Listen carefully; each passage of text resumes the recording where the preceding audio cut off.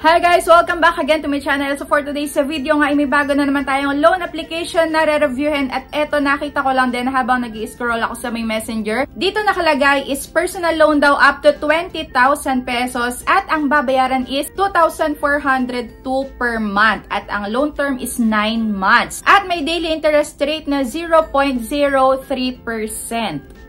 So, nung chinek ko nga ito ay may 5 na ratings, 5-star na rating. No collateral required. At high approval rate din. So, itong mga high approval rate na to is medyo convincing to, diba? Kaya ngayon ay reviewin natin itong si Fast Credit Lending Online Application. Dahil ang liit lang daw nung makakaltas dito base sa kanilang ad. Kaya bago kayo mag-click ng mga ganitong klaseng bagong labas na online loan app is tama-tama ginagawa nyo na nanonood mo na kayo ng mga loan app review.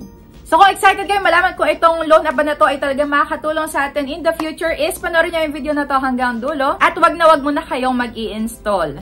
So congratulations nga pala sa may mga nakasama sa aking community spotlight. Kung nakita nyo na yung username nyo dyan is i-comment nyo na yan sa my comment section at i-PM nyo ako sa aking Facebook page para maklaim nyo na agad yung prize nyo.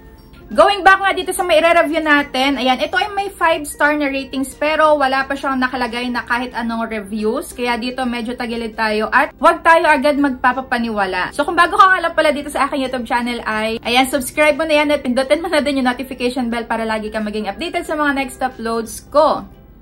At pagka lagi kang active dyan ay mapapasali ka din sa aking community spotlight at ayan, magkakaroon kayo ng weekly giveaway. So ito nga pala ay under sa may Panday and Seed Who Lending Corp. So parang sa ibang bansa. Sasabihin ko nga din pala dito kung ito ay if ever na hindi ka makapagbayad agad, ipopost ka ba nito online or mananakot ba to? So ayun. Nakapag-register na nga pala ako dito at napakakonti lang nung mga sasagutan dito. So sa may personal information ito, yung mga sinagutan ko. At sa may work information naman, sobrang konti lang din, hindi na kailangan ng proof of income at iba pang details about sa may work mo. So ito, profession lang, gaano ka na daw katagal nagtatrabaho dyan at magkano yung salary income mo. So ayun lang, salary or income mo.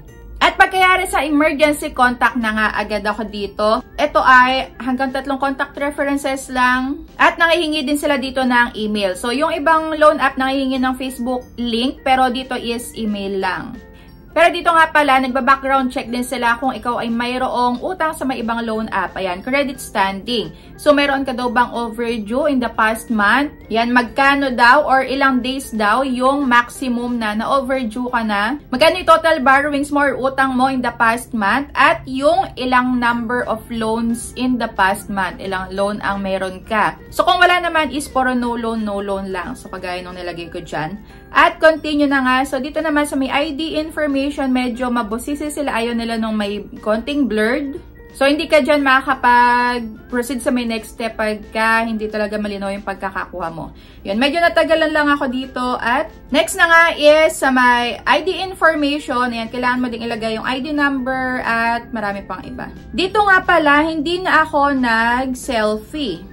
Ayan, wala nang selfie dito. Hindi ako naghawak ng ID tapos, ayan, nagpicture. So, walang ganon. Walang facial recognition. And after that nga is bank information na yung inilagay ko at pwede dito yung GCash. And gamit na gamit naman bank name, bank account, lalagay mo lang number dyan. Tapos, under review na. Pero dito naloka ko dahil marami pa palang naka-under na loan app dito. Ito na nga yung, ayan, yung Fast Credit, Flash is loan, Rapid is loan, Joy is fund, Smooth fund loan. So dito, magkakamukha lang din naman yung kanilang interest rate, 0.80% lang namin nakalagay at low interest rate at long term. Yan, nakalagay din dyan. Magkakamukha lang din yung amount na na-offer nila. So parang magkakamukha lang din talaga to. At ito na nga yung pinaka-loan details. So, dito na kayo makakapag-decide kung ipagpapatuloy nyo pa yung paglo-loan nyo dito or hindi. Dito na parang meron na akong nakitang ganitong loan details na 10,000 din yung in-offer sa akin. Tapos, loan term is 120 days. At ang amount na marireceive ko is ang laki, 9,992. So, ang pinaka-interest is 320 pesos. Wala siyang service. Oh, meron pala. May 8 pesos siya na service fee. So, yung pagbabayad ko dito is March ako nag-apply. So, July ang pinaka-due date ko. Ayun, legit na 120 days. At ito ang kanilang repayment plan. So, kung makikita nyo dyan, yung unang pagbabayad ko is sa April 12 pa. So, ang pangalawang pagbabayad is May 22 at ang pangatlo is July 1. Ayan. At ito naman din yung breakdown ng mga babayaran at sa may interest. Dito yung interest nakasama siya sa may unang pagbabayad pa lang at yung the rest is wala ng interest. So pag mga ganito, too good to be true, nag-alangan na ako kung ma-approve talaga ako dito or hindi kasi meron na talaga ako nakita na ganito at na-reject nga ako. So chinek ko ulit ng 616 under review yung nakalagay pero nakalagay dito sa may ibaba is your qualification does not meet this product. So you can apply for other products and a good repayment record will improve your qualification and help you apply for a better product. So ibig sabihin is hindi na naman ako dito na aprubahan. Kagaya nga din nung nakita ko last time. So, i-comment ko dyan sa may comment section kung anong loan details tong nakita ko na to, na kagaya nung loan app dati na na-applyan ko. So, dito, ayan, yung past credit na to na bagong labas lang is hindi tayo dito sure kung talagang bago or nagpalit lang siya ng pangalan. Kasi, ganun naman talaga pag may mga bagong labas na loan app, hindi talaga tayo sure kung matutulungan tayo or hindi. Kasi halos same lang din yung mga loan details nila na, ayan, too good to be true, hindi mo alam kung talagang ganun yung ibibigay sa'yo dahil napakaliit lang ng makakaltas at ang laki ng matatanggap.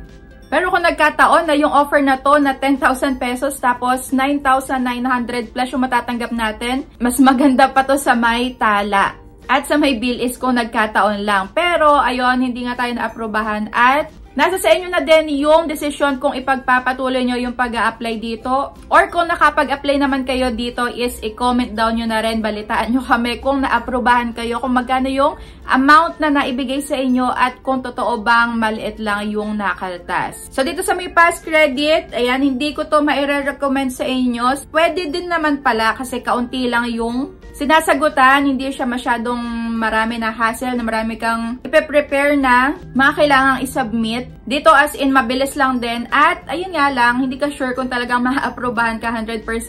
Kaso nakalagay kasi sa may ads nila, high approval rate, diba? Kaya napa-install tayo agad. Ito nga pala is sa may iOS, ma-ida-download. So ayun, balitaan nyo kami kung na-aprobahan kayo. Comment down. At kung meron pa kayong bagong loan app na nakita dyan, is i-comment nyo na din para ako na lang din yung mag-review at ako na lang mag-a-apply para sa inyo. Para hindi na kayo magsagot ng mga personal details nyo. So, dito pa lang malalaman nyo na kung worth it ba yung pag-a-apply nyo sa isang loan app na bagong labas or hindi naman. So, that's it for today's video. Kung meron pa tayong mga bagong nakikita dyan na ads, ay i-comment down nyo na yan. So, re-review natin yan para makita nyo nga kung legit or hindi. So, yun lang. Thank you for watching and see you on my next vlog. Bye!